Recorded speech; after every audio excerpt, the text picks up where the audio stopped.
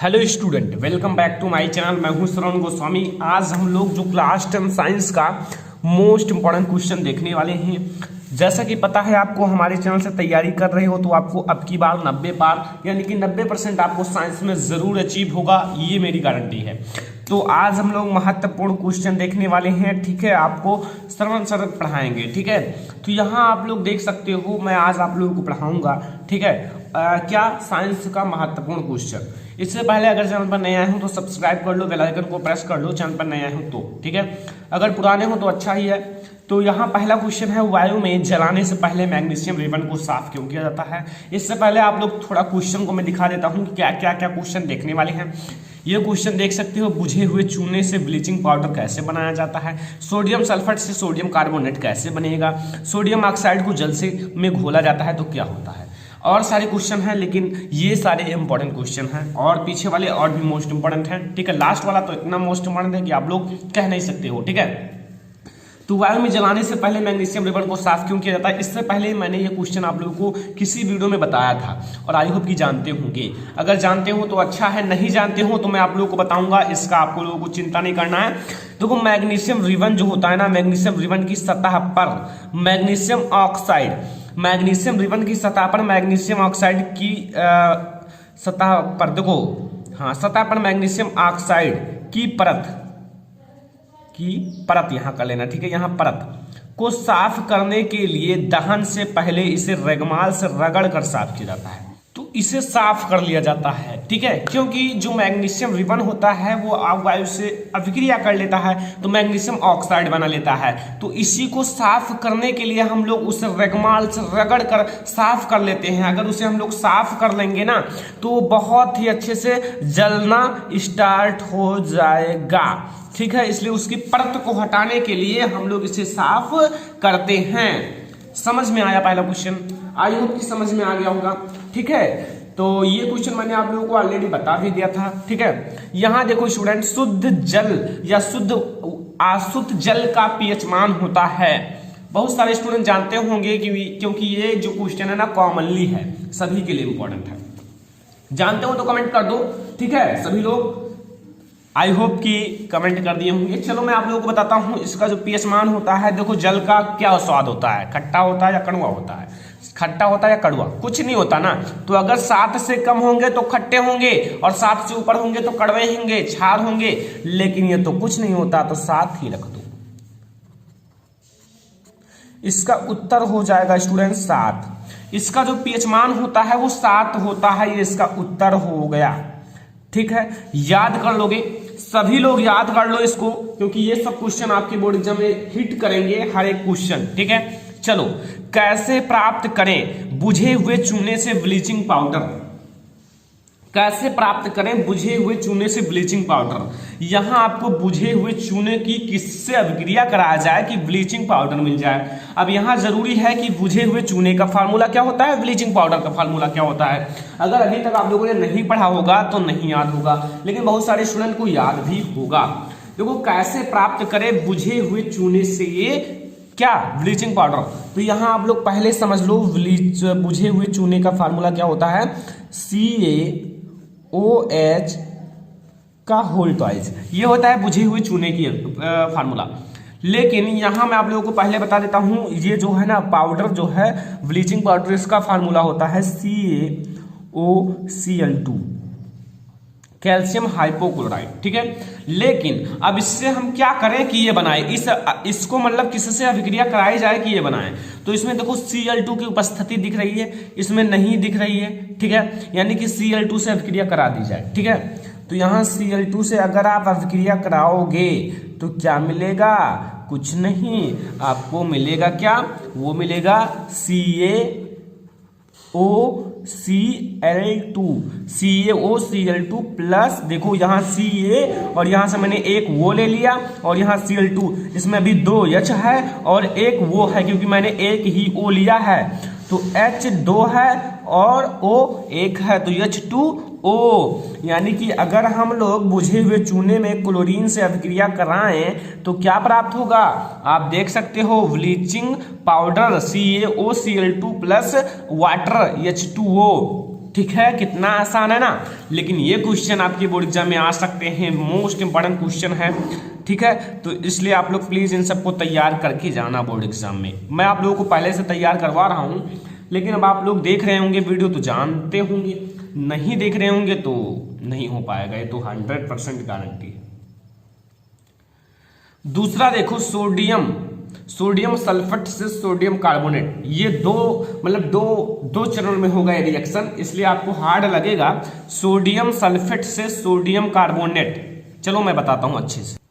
देखो, sodium sulphate से sodium carbonate, पहले आपको फार्मूला याद होना चाहिए सोडियम सल्फेट और सोडियम कार्बोनेट का। तो सोडियम सल्फेट का फार्मूला क्या होता है ये तो मैं आप लोगों को बता देता हूं, लेकिन सोडियम सल्फेट का जो फार्मूला होता है वो तो बहुत सारे स्टूडेंट जानते होंगे ना, Na2 यानी कि सोडियम और SO4 सल्फेट, सोडियम सल्फेट। अब इसमें हम क्या करें कि सोडियम कार्बोनेट प्राप्त हो जाए। सोडियम कार्बोनेट का फार्मूला क्या होता है, सोडियम कार्बोनेट Na2CO3 से कार्बोनेट होता है, ठीक है। अब हम लोग क्या करें कि ये सोडियम कार्बोनेट प्राप्त हो जाए, तो इसमें अगर Na2SO4 में हम लोग क्या करें, कार्बन की 4 मॉलिक्यूल्स 4C लें, ठीक है। 4C लेंगे तो हमें प्राप्त क्या होगा स्टूडेंट जानते हो, मैं तो दूसरा लिख दिया, Na2S, ठीक है, Na2S plus 4CO, Na2S plus 4CO, ठीक है। अब ये जो हमें Na2S मिला है ये Na2S, चलो मैं दूसरे कलर का यूज करता हूं, हाँ, ये Na2S जो मिला है, ठीक है, ये Na2S ये जो मिला है, ठीक है, हमें प्रोडक्ट के रूप में। अब इसकी अभिक्रिया जब हम लोग कैल्शियम कार्बोनेट के साथ कराएंगे, कैल्शियम कार्बोनेट के साथ, तब हमें Na2 ये है। अब यहां से CO3 ले लो, Na2CO3, ठीक है, Na2CO3 प्लस CAS, ठीक है, CAS। अब यहां देखो ये क्या था, सोडियम सल्फेट है ना,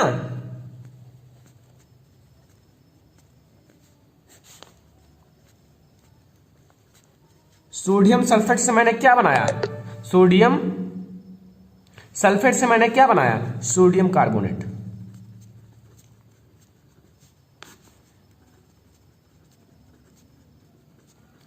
सोडियम सल्फेट से सोडियम कार्बोनेट, बस यही करना था, देख लो, सोडियम सल्फेट से सोडियम कार्बोनेट, ठीक है। अगला 4 नंबर क्वेश्चन, क्या होता है जब सोडियम ऑक्साइड को जल में घोला जाता है। स्टूडेंट, जो सोडियम ऑक्साइड है उसे अगर हम लोग जल में घोलें, सोडियम ऑक्साइड का फार्मूला क्या होता है, Na2, ठीक है, ये हो गया सोडियम और O से ऑक्साइड, ठीक है। सोडियम ऑक्साइड का क्या करें, इसको हम H2O यानी कि जल में घोल दें। तो सोडियम ऑक्साइड को अगर आप लोग जल में घोलोगे तो हमें क्या प्राप्त होगा, देखो यहां हमें 2 मॉलिक्यूल हैं Na के, तो 2Na प्राप्त होगा, ठीक है। और O कितने हो, 2, तो एक वो लगा दोगे तो ये दोनों के बराबर हो गया, H भी 2 है तो 2, N2NaOH सोडियम हाइड्रोक्साइड प्राप्त होगा, ठीक है, NaOH, ठीक है, समझ में आया। अगर हम लोग सोडियम ऑक्साइड को जल में घोला जाता है तब हमें 2NaOH प्राप्त होता है। क्या प्राप्त होता है, 2NaOH। रिएक्शन को सब लोग नोट कर लो, जो मोस्ट इंपॉर्टेंट रिएक्शन है वो मैं आप लोगों को करा देता हूं, ठीक है। चलो अगला देखते हैं। अगला क्वेश्चन आपके सामने है स्टूडेंट कि देखो, लोहे को जंग से बचाने के लिए 2 तरीका बताइए। जो लोहा होता है Fe, लोहा को जंग से बचाने के लिए 2 तरीके, नीचे लिख लेना, लोहे को जंग से बचाने के लिए निम्न 2 तरीका है। नंबर 1, लोहे की सतह पर पेंट या ग्रीस लगाकर। अगर जो कोई भी लोहा है उसकी सतह पर हम लोग पेंट लगा दें या ग्रीस लगा दें तो वो जंग लगने से बच जाता है, ठीक है। लोहे की सतह पर क्या करें, पेंट लगा दें या ग्रीस लगा दें, ठीक है। दूसरा है लोहे की वस्तु पर जस्ते का प्रत चढ़ाकर। जो लोहे की वस्तु है उस पर हम लोग जस्ते की परत चढ़ा दें तो भी वो जंग लगने से बच जाता है। ठीक है, दोनों समझ में आ गए ना। पहला लोहे की सतह पर पेंट या ग्रीस लगाकर, और दूसरा है लोहे की वस्तु पर जस्ते का पेंट या परत चढ़ाकर। ठीक है, समझ में आ गया ना। यहां अगला देखो क्वेश्चन नंबर 6 है, मैं आपको दिखाता हूं। योगात्मक अभिक्रिया, योगात्मक अभिक्रिया को उदाहरण सहित समझाइए। योगात्मक का अर्थ होता है जुड़ना। ठीक है, मैं यहां लिख देता हूं सब कुछ योगात्मक अभिक्रिया के बारे में। ठीक है, योगात्मक,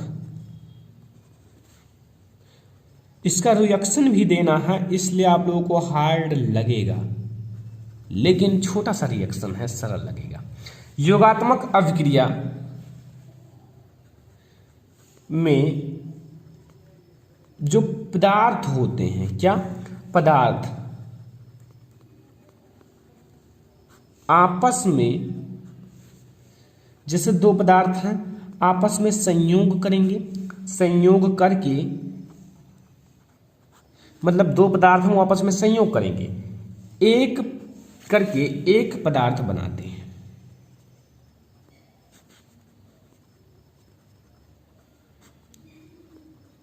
एक पदार्थ बनाते हैं तथा कोई भी कर दो, भी अन्य पदार्थ, कोई अन्य पदार्थ नहीं बनता है। मतलब एक ही पदार्थ बनता है, दूसरा जो अन्य पदार्थ है वो नहीं बनता है। ठीक है, यहां मैंने लिख दिया है, सब कुछ समझ जाओगे क्योंकि इजी है। अब देखो दो चीजें मिलेंगी तब एक उत्पाद बनेगा। यहां मेनली क्या है कि योगात्मक अभिक्रिया में पदार्थ आपस में संयोग करते हैं तब एक पदार्थ बनाता है, एक पदार्थ। जैसे अगर हम लोग यहां CH2 डबल बॉन्ड CH2, यहां डबल बॉन्ड इसलिए लगा क्योंकि एल्कीन समूह है और एल्कीन समूह में डबल बॉन्ड लगते हैं।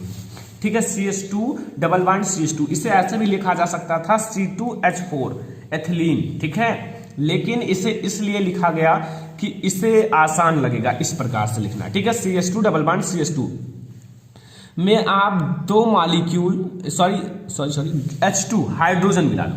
यहां देखो दो पदार्थ मिल गई ना, दो पदार्थ को मिला दिया गया इसमें।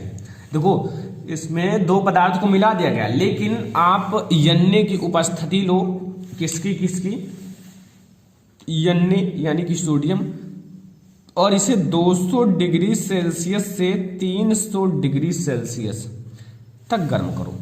200 डिग्री सेल्सियस से 300 डिग्री सेल्सियस पर गर्म करो।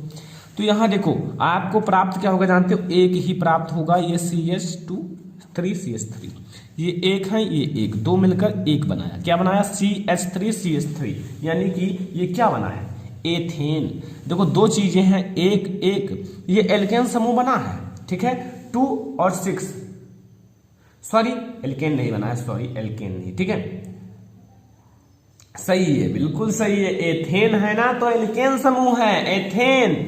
इसलिए मैं देखता था ना कि यहां देखो क्यों है, क्योंकि यहां C2 है ना और H6 और CnH2n+2, CnH2n+2 एल्केन का फार्मूला होता है। इसका 2 गुना तो 2 दूनी 4, 2 6, यही होता है ना एल्केन समूह, तो वही बना है। तो दो पदार्थ आपस में मिलकर एकल उत्पाद का निर्माण किया है, एक चीज निर्माण किया है, वो है एथेन। यहां क्या क्या मिली है, एथिलीन और हाइड्रोजन मिलकर किसका निर्माण किया है, केवल एक, वो भी एथेन का।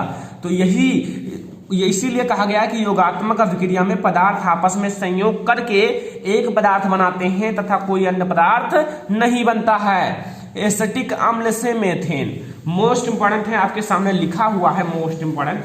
इसको आपको करना क्या है, एसिटिक अम्ल से मेथेन बनाना है। क्या बनाना है स्टूडेंट, एसिटिक अम्ल से मेथेन। जानते होंगे आई होप, लेकिन नहीं जानते हूं तो मैं आप लोगों को बताता हूं। हार्ड आप लोगों को लगेगा कि लेकिन मोस्ट इंपॉर्टेंट है आपके बोर्ड एग्जाम के लिए। यहां मैं आप लोगों को बता देता हूं, CH3, ठीक है, COOH, ये क्या है, एसिटिक अम्ल है। क्या है, एसिटिक अम्ल है। अब इसमें अगर हम लोग NaOH ऐड करें, क्या ऐड करें, NaOH, ठीक है, तो हमें क्या प्राप्त होगा जानते हो? तो हमें प्राप्त होगा CH3COONA। ये है सोडियम एसीटेट। क्या है? सोडियम एसीटेट, ठीक है, क्योंकि अगर R, इसे R कहा जा सकता है, COO आ जाए ना, RCOO, तो एसीटेट हो जाता है। यहाँ K होता तो पोटेशियम एसीटेट, यहाँ सोडियम है इसलिए सोडियम एसीटेट हो गया, ठीक है, और प्लस H2O। लेकिन हमें तो मेथेन मिला ही नहीं, तो क्या होगा, इसी का हम लोग दोबारा अभिक्रिया NOH के साथ कराएंगे। इस चीज का फिर से कराओ, CH3COONA, सोडियम एसीटेट। ये जो सोडियम एसीटेट है, नाम लिख लो अभी, सोडियम एसीटेट इसका, ठीक है। तो इसकी हम लोग अभिक्रिया दोबारा NaOH के साथ कराएंगे, तो हमें प्राप्त क्या होगा? अब हमें प्राप्त होगा मेथेन, क्योंकि यहां हमें मेथेन प्राप्त होगा, क्योंकि यहाँ CH, यहाँ देखो 3 है और एक ये ले लो H, 4 हो गया, CH4 प्लस, अब जो आपका बचा उसे निकाल दो, Na2 बचा, Na2, और क्या बचा, CO3, सोडियम कार्बोनेट बचा, ठीक है। समझ में आया? ये डबल हैंड रिएक्शन है, 2 बार होता है, इसलिए आप लोग याद रखना, मोस्ट इंपॉर्टेंट भी है, तो इसलिए हार्ड है क्योंकि ये मोस्ट इंपॉर्टेंट है, ठीक है। तो यहाँ आपको समझ में आ गया होगा। अब हम लोग IUPAC नेम देखेंगे, IUPAC नेम, जो IUPAC नाम होता है उसको, ठीक है। पहला IUPAC नाम C2H5CHO, ये कौन सा समूह है? एल्डिहाइड समूह, और एल्डिहाइड समूह होने के कारण इसका नाम होगा मेथ, एथ, और ये प्रोप, तो प्रोपे, और इसमें क्या जुड़ता है? नल, यानी कि प्रोपेनल, प्रोपेनल, ठीक है। और ये COOH लगा है, कार्बोक्सिलिक समूह, इसमें नोइक जुड़ता है, तो मेथ, एथ, प्रोप, तो प्रोपेनोइक क्या हो जाएगा स्टूडेंट? प्रोपेनोइक, ठीक है। अगर जहां COOH लगा हो वहां नोइक जुड़ता है, जहां CHO लगा हो वहां अल जुड़ता है, छोटा वाला अल, तो प्रोपेन में अल जोड़ा गया तो प्रोपेनल हो गया। अब जहां देखो Cl लगा हुआ है तो Cl मतलब क्लोरो, मेथ, एथ, एथेन। देखो स्टूडेंट, इन सब के लिए रूल्स थोड़ा पढ़ने पड़ेंगे तभी जान पाओगे, इसके लिए मैंने एक वीडियो ऑलरेडी बना दिया है, आप लोग सर्च कर सकते हो IUPAC नेम कैसे लिखें बाय श्रवण लेक्चरर, आपको वो हमारा वीडियो सबसे ऊपर मिल जाएगा। अगला क्वेश्चन है, मनुष्य के प्रत्येक जबड़े में अर्धचर्वणक दांतों की संख्या बताइए, ठीक है, संख्या बताना है और इनके कार्य भी बताने हैं। तो बता देता हूं क्या है, प्रत्येक जबड़े में अर्धचर्वणक दांतों की संख्या 2 जोड़ी यानी कि 4 होती हैं, 2 जोड़ी होती हैं। ये भोजन को कुचलने या चबाने के कार्य आता है, इससे भोजन को आसानी से चबाया जा सकता है, मतलब उसे क्या, कुचला, यानी कि कुचला जाता है, ठीक है। उसे पचाने के लिए छोटे छोटे कणों के रूप में तोड़ा जाता है भोजन को, ठीक है। तो नोट कर लो, फिर मैं अगला क्वेश्चन देखता हूं। क्वेश्चन नंबर 10, पुमांग और जयांग में अंतर, छोटा सा अंतर बताना है, 1-2 नंबर में आएगा। तो पुमांग और जयांग में क्या अंतर है, जानते हो ना? नहीं जानते हो, मैं बताता हूं। पुमांग क्या है? पुष्प का नर जननांग है, और जबकि क्या होगा, देखो पुमांग पुष्प के नर जननांग है और जो जायांग है वो मादा जननांग है। तो यहां आप लोग लिख दो, जो पुमांग है ना, पुमंग पुष्प का नर जननांग है और जायांग पुष्प का मादा जननांग है, ठीक है। ये उत्तर हो गया। पुमंग जो है पुष्प का नर जननांग है और जायांग जो है पुष्प का मादा जननांग है, ये समझ में आ गया होगा। प्रश्न नंबर 11, परिवार नियोजन से क्या तात्पर्य है? परिवार नियोजन से आप क्या समझते हो? परिवार नियोजन का अर्थ है कि परिवार को नियोजित रखना, परिवार को कम रखना, सुखी रहना, ठीक है। ज्यादा परिवार ना रखो क्योंकि सुख कम हो जाता है। परिवार कल्याण हेतु बच्चों की संख्या सीमित कर परिवार को नियोजित करने की प्रक्रिया को परिवार नियोजन कहते हैं। परिवार कल्याण हेतु जो परिवार कल्याण है उसमें बच्चों की संख्या, जो बच्चों की संख्या 2-3 हो बस, ठीक है, 1-2-3 कर परिवार को नियोजित करने की प्रक्रिया को परिवार नियोजन कहते हैं। परिवार नियोजन समझ में आया? कितना इजी है ना। परिवार कल्याण हेतु बच्चों की संख्या सीमित कर बच्चों को नियोजित करने की प्रक्रिया को परिवार नियोजन कहते हैं। समझ में आ गया होगा, छोटा सा क्वेश्चन है इसलिए मैंने आप लोगों को समझा दिया, ठीक है। परिवार नियोजन पूरा समझ में आ गया। देखो अभी तक 11 क्वेश्चन मैंने आप लोगों को समझाए हैं, एक भी क्वेश्चन में डाउट नहीं होना चाहिए। अगर किसी भी क्वेश्चन में ज्यादा डाउट हो कमेंट कर दो, उससे मैं आप लोगों को अलग से वीडियो बना दूंगा, ठीक है। अगला, आनुवांशिकता के जनक कौन है? आनुवांशिकता के जनक कौन है? Gregor John Mendel. Gregor John Mendel आनुवांशिकता के जनक कौन है? Gregor John Mendel. देखो मैं आप लोगों को हर एक क्वेश्चन डीपली समझा देता हूं ताकि आप लोगों को समझ में आ जाए। ये ग्रेगर जॉन मेंडल इनके जनक हैं क्योंकि इन्होंने 3 नियम दिया था, प्रभाविता का नियम, पृथक्करण का नियम, स्वतंत्र जीवन का नियम। 2 प्रयोग भी किए थे, 1 संकर संकरण, 2 संकर संकरण। इस पाठ को ऑलरेडी पढ़ा दिया गया, नहीं देखे हो तो देख लो, ठीक है। लिंग सहलंगता से संबंधित 2 बीमारियों के नाम लिखो। लिंग सहलंगता से संबंधित 2 बीमारियों के नाम लिखना है। भाई देखो इसको आप डिटेल में अगर बताऊं ना तो 12th क्लास में पढ़ोगे, लेकिन अगर आप 10th में पढ़ रहे हो ना तो बहुत अच्छा है, उसमें भी पढ़ सकते हो ज्यादा जानकारी के लिए। लेकिन आपको डिटेल में क्लास 12th में पढ़ाया जाएगा, जब आपको पढ़ाया जाएगा हाँ जो चैप्टर है ना मेंडल वाला, वंशागत एवं विविधता के सिद्धांत, तब बहुत अच्छे से पढ़ाया जाएगा, ठीक है, याद रखना। तो लिंग सहलंगता से संबंधित 2 रोग हैं, उत्तर देख लो। नंबर 1 क्या है? हीमोफीलिया।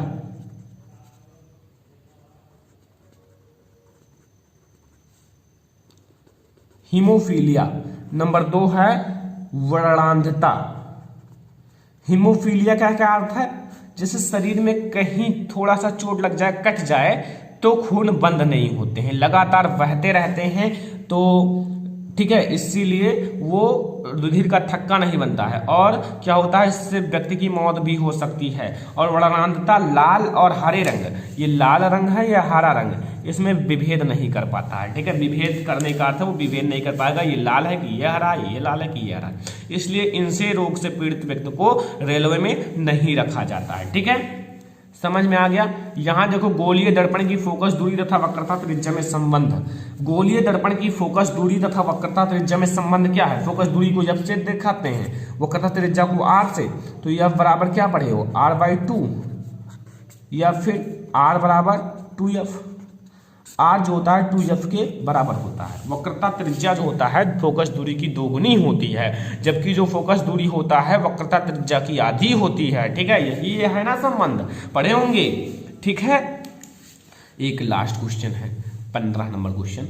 दूरदृष्टि दोष से पीड़ित व्यक्ति को चश्मे में कौन से लेंस का प्रयोग करना चाहिए? जो दूरदृष्टि दोष से पीड़ित व्यक्ति है, चश्मे में कौन से लेंस का प्रयोग करना चाहिए?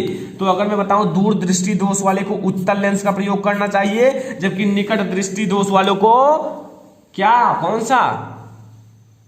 हाँ, अवतल लेंस का प्रयोग करना चाहिए। और जो जरा दृष्टि दोष है उन्हें द्विफोकसी लेंस का प्रयोग करना चाहिए, जिसमें उत्तल और अवतल दोनों होते हैं। तो ये था आज का हमारा 15 मोस्ट इंपोर्टेंट क्वेश्चन। तो प्लीज स्टूडेंट, अगर हमें आप लोगों को लग रहा हो कि सर हमारे लिए मेहनत कर रहे हैं, तो प्लीज चैनल को सब्सक्राइब कर लो और वीडियो को एक लाइक जरूर करना। एक लाइक मुझे इतना ज्यादा मोटिवेट करता है कि मैं फिर से वीडियो बनाने के लिए तैयार हो जाता हूँ। और हाँ, चैनल पर नए हो तो सब्सक्राइब करने के बाद बेल आइकन को जरूर प्रेस कर लेना, ठीक है स्टूडेंट। तो आई होप कि समझ में आ गया होगा, ठीक है। चलो फिर आगे हम लोग अगले वीडियो में मिलेंगे ऐसे इंपॉर्टेंट क्वेश्चन के साथ। तब तक के लिए टाटा बाय बाय।